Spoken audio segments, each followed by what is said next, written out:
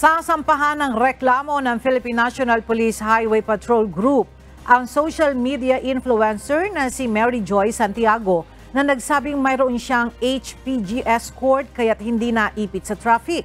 Ayon kay PNP Public Information Office Chief Police Colonel Jean Fajardo, duda ang HPG na miyembro nila ang escort dahil nagpalit na ng uniforme ang HPG. Hindi na rin anya nakikipagtulungan si Santiago sa investigasyong ginagawa ng HPG. Kaya naman pinag-aaralan ng HPG ang pagsasampa ng kaso laban sa social media influencer. So ang intention po ng Highway Patrol ay magsampa po ng kaso laban kay Miss Santiago for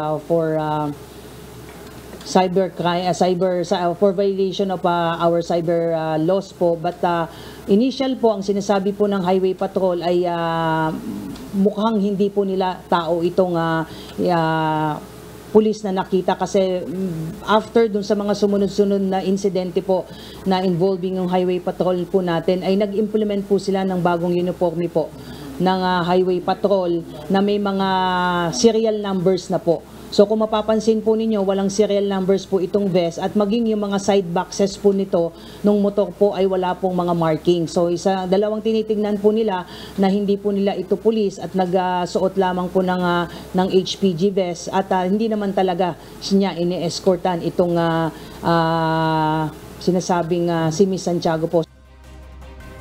Nauna na ang sinabi ng HPG na iimbestigahan nila ang naturang post upang malaman kung talagang miyembro ng HPG ang motorcycle escort at ang katotohanan sa pahayag ni Santiago.